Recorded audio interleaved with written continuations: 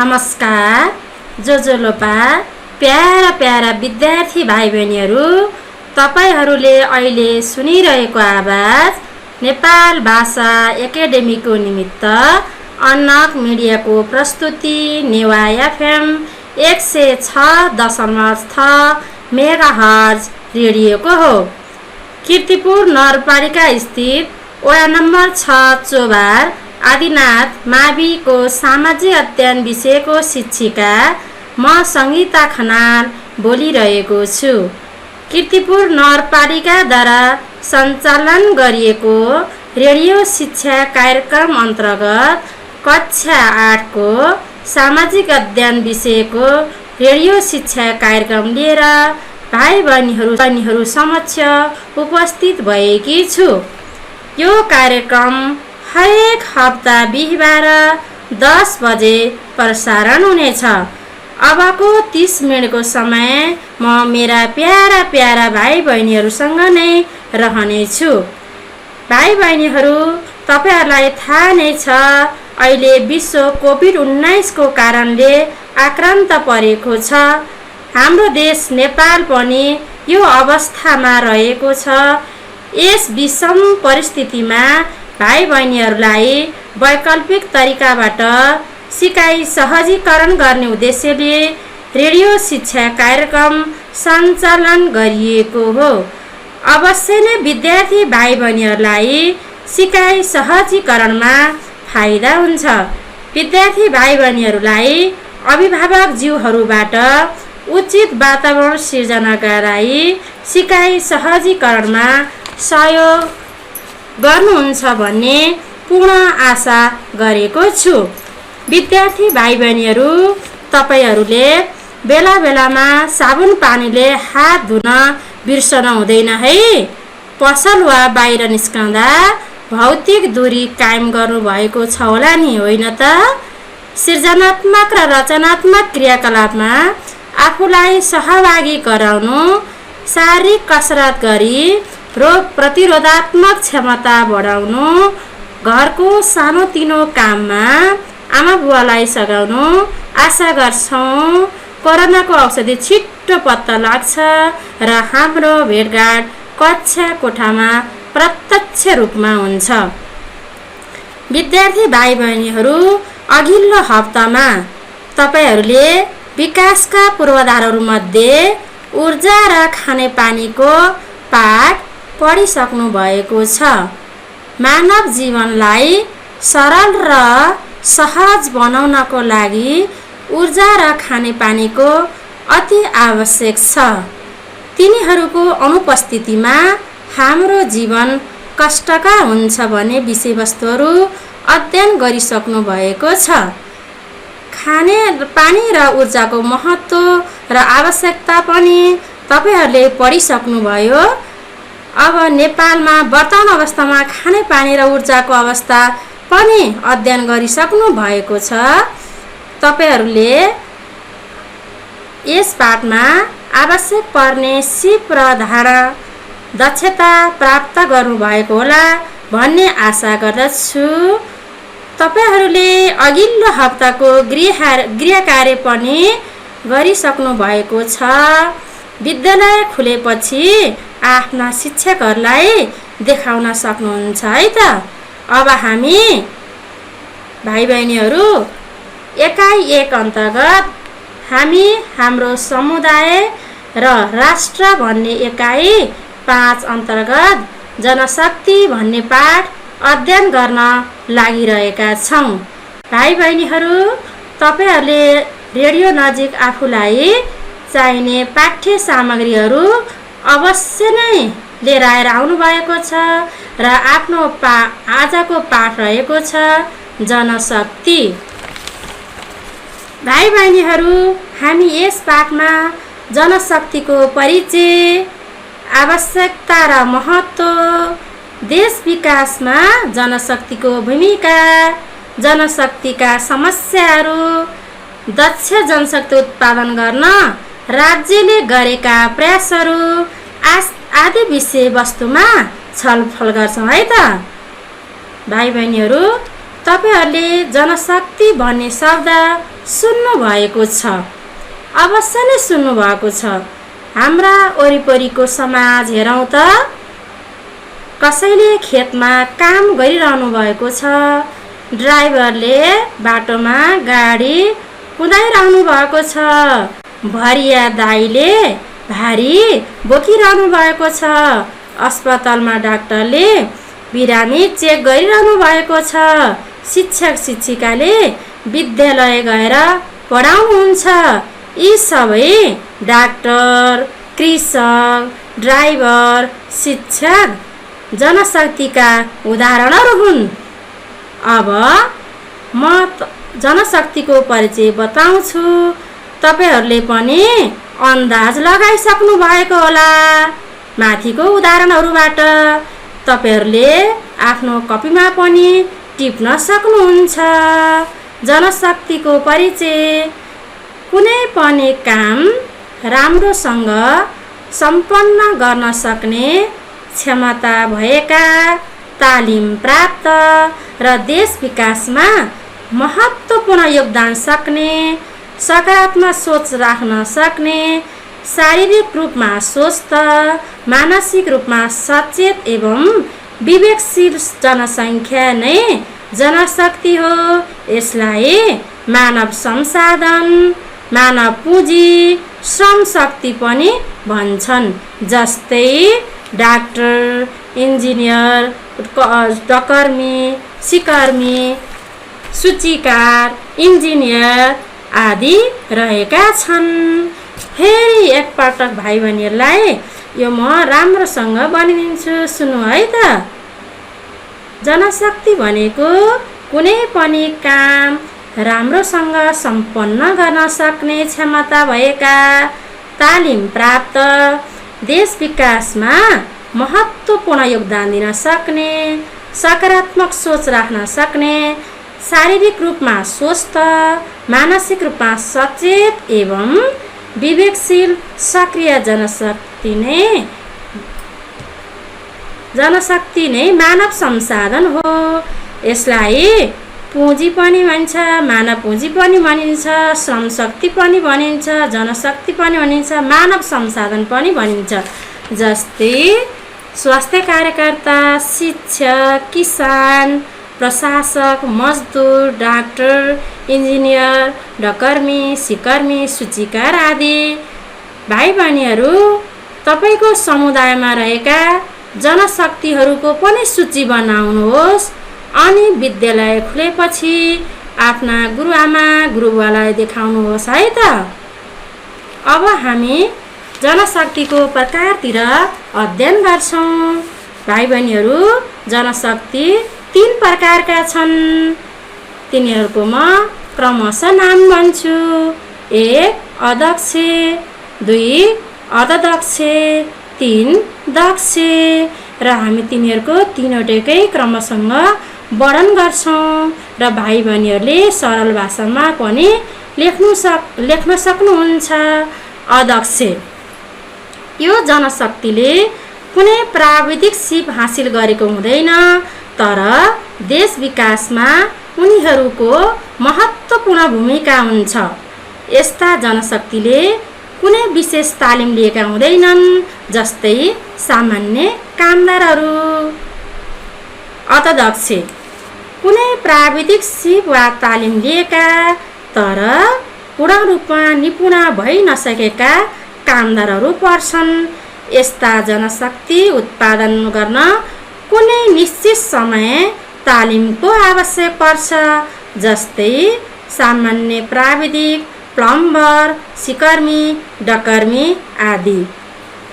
अब दक्ष: प्राविधिक ज्ञान सिप हासिल गरी निपुणता प्राप्त गरिसकेका व्यक्तिहरू वैज्ञानिक तरिकाले काम गर्न सक्ने, उच्च दक्षता प्राप्त गरेका, तालिम र ज्ञान हासिल गरेको दक्ष जनशक्ति अन्तर्गत पर्छ। जस्तै डाक्टर, इन्जिनियर, शिक्षक, नर्स, पाइलट आदि। भाइ बहिनीहरूले माथिका 3 प्रकारका जनशक्तिहरू पनि थाहा पाउनुभयो। के रहेछन् त? ल, अदक्ष, अर्धदक्ष, दक्ष है त। अब हामी भाइ बहिनीहरू माथिका सबै जनशक्ति देश विकासको लागि आवश्यक पर्छन्। यी सबै देश विकासका आधारखम्ब हुन्। जस्तै एउटा बाटो निर्माण गर्नु पर्यो भने त्यहाँ इन्जिनियर चाहिन्छ। बाटोको नक्सा निर्माण गर्न, नाप गर्न आदि काम गर्न पनि इन्जिनियर चाहिन्छ। त्यस बाटो निर्माण गर्न डकर्मी, सिकर्मी पनि चाहिन्छ। बालुवा, गिटी, सिमेन्ट बोक्नको लागि कामदारहरू पनि चाहिन्छ। बालुवा, गिटी, सिमेन्ट आदि बोक्नको लागि वा ढुवानी गर्नको लागि गाडीहरू पनि चाहिन्छ। यी सबै मानिसहरू जनशक्तिहरू हुन्। एक जनशक्तिको अभावमा काम रोकिन सक्छ। त्यसकारण देश विकासको लागि दक्ष, अर्धदक्ष र अदक्ष तीनै प्रकारका जनशक्तिको आवश्यक पर्छ भाइ बहिनीहरू। अब हामी देश विकासमा जनशक्तिको आवश्यकता र महत्त्वबारे छलफल गर्छौँ। भाइ बहिनीहरूले आफ्नो भाषामा, सरल भाषामा कपीमा पनि लेख्न सक्नुहुन्छ। जस्तै क्रमशः म बुदागत रूपमा भन्छु। यसको आवश्यकता र महत्त्व: देशका सबै क्षेत्रलाई समान रूपले विकास गर्न जनशक्तिको आवश्यकता र महत्त्व छ। देशका सबै क्षेत्रहरूमा भाइ बहिनीहरू साम्पातिक रूपले विकास गर्न सबै प्रकारका जनशक्तिको आवश्यकता पर्छ। अर्को बुँदामा देशको सामाजिक र आर्थिक विकास गर्न, सामाजिक रूपान्तरण गर्न, आफ्नो क्षेत्रको विकास गर्न, समाजमा रहेका संस्कृतिको संरक्षण सम्वर्धन गर्न जनशक्तिको आवश्यक पर्छ। कृषि, उद्योग, व्यापार, पर्यटन व्यवसाय गरी आर्थिक विकास गर्न सकिन्छ। अर्को, देशमा उपलब्ध स्रोत र साधनको परिचालन गर्न। हाम्रो देशमा धेरै स्रोत र साधनहरू छन्। तिनीहरूको सही रूपले परिचालन गर्नको लागि दक्ष जनशक्तिको आवश्यक पर्छ।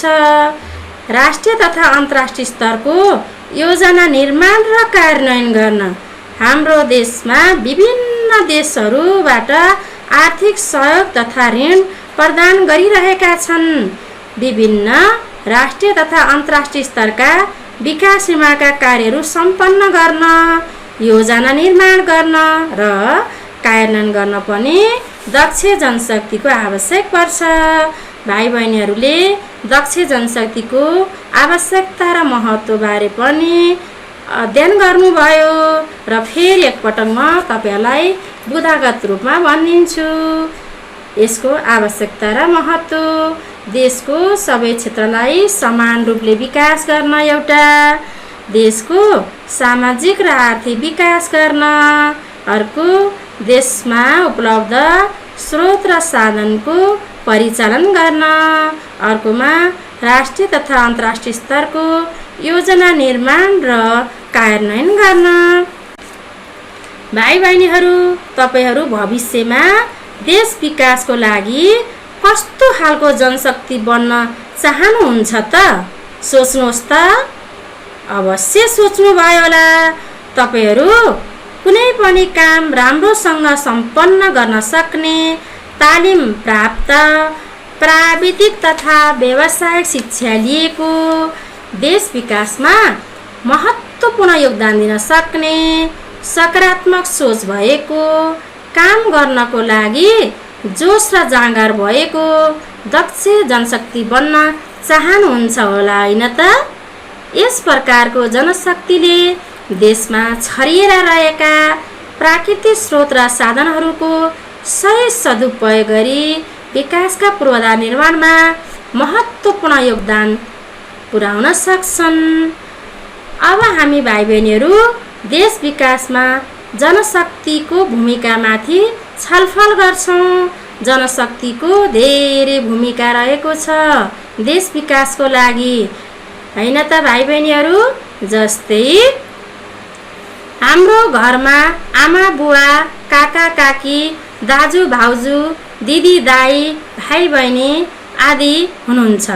उहाँहरूको फरक फरक खालको काम र सिप दक्षता रहेको छ। उहाँहरू पनि हाम्रो देशको एक प्रकारको जनशक्तिहरू हुन् र त्यसै गरी देश विकासमा पनि जनशक्तिको भूमिका महत्त्वपूर्ण रहेको छ भाइ बहिनीहरू। यसरी देशमा छरिया रहेका प्राकृतिक स्रोत र साधनहरूको सही सदुपयोग गरी विकासका पूर्वाधार निर्माणका लागि जनशक्तिको भूमिका महत्त्वपूर्ण हुन्छ र हरेक देशको विकासमा जनशक्तिमा निर्भर रहने भएकोले जनशक्ति निर्माणको लागि हरेक देशको सरकारले लगानी गर्नुपर्छ।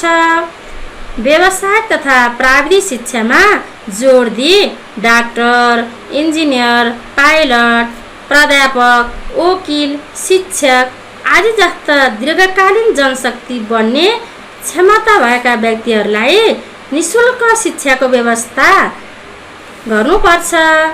साना कामकाज गर्न सक्ने व्यक्तिहरूको लागि तालिमको व्यवस्था आदि गरेर सरकारले जनशक्ति निर्माण गर्नुपर्छ र देश विकासको योजना बनाउने प्राप्त स्रोतको सही सदुपयोग गर्ने मानव शक्ति नै जनशक्ति हो। जनशक्तिबाट स्वास्थ्य, कृषि, शिक्षा, निर्माण, यातायात, सञ्चार, व्यापार र अन्य प्राविधिक क्षेत्रमा उन्नति गर्न सकिन्छ। देश विकास, सभ्यता विकास र जीवनस्तर विकासमा जनशक्तिको आवश्यक हुने भएकोले देश विकासमा सबै जनशक्तिको महत्त्वपूर्ण भूमिका छ है भाइ बहिनीहरू। भाइ बहिनीहरू, हाम्रो देशमा जनशक्ति वा मानव संसाधनमा पनि धेरै समस्याहरू देखा परेका छन् र ती समस्याहरूलाई म बुँदागत रूपमा प्रष्ट पार्न चाहन्छु। एक, न्यून जनशक्ति। अर्थतन्त्र क्षेत्रका मध्ये कृषि, व्यापार, सेवा लगायतका क्षेत्रमा जनशक्तिको पर्याप्तता भए पनि औषधि विज्ञान, इन्जिनियरिङ, सञ्चार लगायत क्षेत्रमा जनशक्ति न्यून छन्। यी क्षेत्रमा आवश्यक खानेपानी जनशक्तिको अभावले विकासका क्रियाकलापहरू सुचारू रूपले सञ्चालन हुन सकेको छैन। हाम्रो देशमा न्यून जनशक्ति छन्, चाहेको क्षेत्रमा जनशक्तिहरू पुरा छैनन् र भेदभाव, समाजमा काम गर्ने सानो वा ठुलो भन्ने भेदभाव कायम रहेको छ। बेरोजगारी समस्या बढ्दै गएको छ। समाजमा सबै किसिमका काम र जनशक्तिको समान महत्त्व छ भन्ने भावनाको हामीले विकास हुनु आवश्यक छ। नियमबद्ध मानव संसाधन उत्पादनमा कमी छ। कुनै एक किसिमको जनशक्ति अभावले हाम्रो जीवन कठिन हुन जान्छ र देश विकासमा बाधा उत्पन्न हुन जान्छ। सरकारले योजनाबद्ध तरिकाले मानव संसाधन उत्पादन गर्दा देशको आर्थिक तथा सामाजिक विकासमा टेवा पुग्छ। अर्को, विज्ञान र प्रविधि क्षेत्रमा ध्यान नपुग्नु। नेपालको आर्थिक विकास दर बढाउन विज्ञान र प्रविधि क्षेत्रमा सिपयुक्त, सृजनशील एवं योग्य जनशक्ति उत्पादन गर्नुपर्ने देखिन्छ। भाइ बहिनीहरू, राज्यले हरेक क्षेत्रको विकासका नीति र रणनीति तथा योजना निर्माण र प्रभावकारी कार्यान्वयनका लागि आफ्नै देशको मानव स्रोतमाथि भर पर्नुपर्छ। त्यसो भए हाम्रो देशको पुँजी बाहिरदैन। भाइ बहिनीहरू, हामीले जनशक्तिका समस्याहरू पनि अध्ययन गऱ्यौँ। अब हामी भाइ बहिनीहरूलाई हाम्रो देश नेपालमा आर्थिक र सामाजिक विकासका लागि दक्ष जनशक्ति उत्पादन गर्न के कस्ता प्रयासहरू भएका छन् त अब म यस विषयवस्तुमा भाइ बहिनीहरूलाई ध्यान आकृष्ट गर्न चाहन्छु र भाइ बहिनीहरूले पनि आफ्नो कपीमा लेख्न सक्नुहुन्छ र नेपालको आर्थिक सामाजिक विकासका लागि जनशक्ति उत्पादन गर्न निम्न अनुसारका प्रयासहरू भएका छन् भाइ बहिनीहरू। जस्तै नेपाल सरकारले प्राविधिक तथा व्यवसाय शिक्षामा जोड दिन थालेको छ। यस प्रकारको शिक्षाले व्यक्तिलाई ज्ञान सिप दक्षता प्राप्त गराउँछ र देश विकासको लागि दक्ष जनशक्ति उत्पादन हुन्छ। त्यसकारण नेपाल सरकारले प्राविधिक तथा व्यवसाय शिक्षामा जोड दिन थालेको छ। तपाईहरूले पनि प्राविधिक तथा व्यवसाय शिक्षा कुनै कुनै विद्यालयमा अहिले पनि पढिरहनु भएको छ। देशमा छरिएर रहेका स्रोत र साधनको उपभोग गरी रोजगारका अवसरहरू सृजना गर्ने कार्यको थालनी भएको छ। जस्तै कच्चा पदार्थ उत्पादन गरी उद्योग धन्दा सञ्चालन गर्न पनि सकिन्छ। त्यसकारण सरकारले देशमा छरिएर रहेका स्रोत र साधनको उपभोग गरी रोजगारका अवसरहरू सृजना गरेको छ। अर्को स्वरोजगारमूलक तालिमको व्यवस्था भएको छ। भाइ बहिनीहरूको समुदायमा पनि महिला र पुरुषहरूले पनि स्वरोजगारमूलक तालिम गाउँपालिका वा नगरपालिकाले गरेको छ भाइ बहिनीहरू। जस्तै कृषकलाई तालिम, सिलाइ बुनाइ तालिम, मौरी पालन तालिम, बाख्रा पालन तालिम आदिले स्वरोजगारमूलक तालिमको पनि व्यवस्था गरेको छ। है हाम्रा समाजमा धेरै जसो महिला अथवा पुरुषहरूले स्वरोजगारमूलक तालिमको पनि व्यवस्था भएको छ। डाक्टर, इन्जिनियर, वकिल, पाइलट, शिक्षक, प्राध्यापक आदि बन्न सक्ने क्षमता भएका व्यक्तिहरूको लागि निःशुल्क शिक्षाको पनि व्यवस्था भएको छ। भाइ बहिनीहरू पनि राम्रोसँग पढ्नु है। तपाईहरू पनि डाक्टर, इन्जिनियर, वकिल आदि बन्नुपर्छ र देश विकासमा महत्त्वपूर्ण भूमिका खेल्नुपर्छ है त। नेपाल अधिराज्यको संविधान 2072ले पनि आधारभूत तहसम्मको शिक्षा अनिवार्य, निःशुल्क र माध्यमिक तहसम्मको शिक्षा निःशुल्क भन्ने व्यवस्था गरेको छ। भाइ बहिनीहरू यो व्यवस्था गर्नु नै नेपालमा राम्रो मानव संसाधन, श्रम शक्ति, दक्ष जनशक्ति उत्पादन गर्नु हो।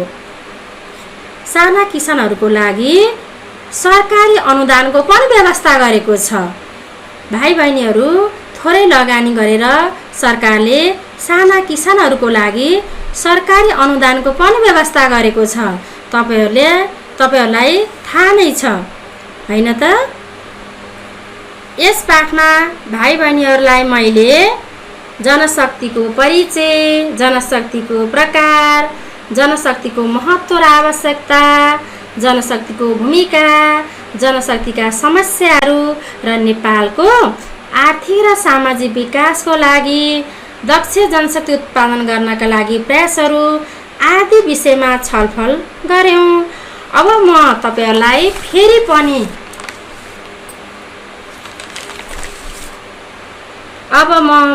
मेरो समय सकिएको प्राविधिक मित्रले जानकारी प्राप्त भएकोले म आजको पाठ यही अन्त्य गर्न अनुमति माग्छु। आजको यस कार्यक्रममा प्राविधिक सहयोग गर्नुहुने मित्रलाई धेरै धेरै धन्यवाद दिँदै आगामी हप्ता यही समयमा पुनः भेट्ने बाचाका साथ आजलाई म बिदा लिने अनुमति चाहन्छु। छिनमा साबुन पानीले हात राम्ररी धोएर घरमै सुरक्षित बस्नुहोला। नमस्कार भाइ बहिनीहरू, शुभ दिन रहोस्।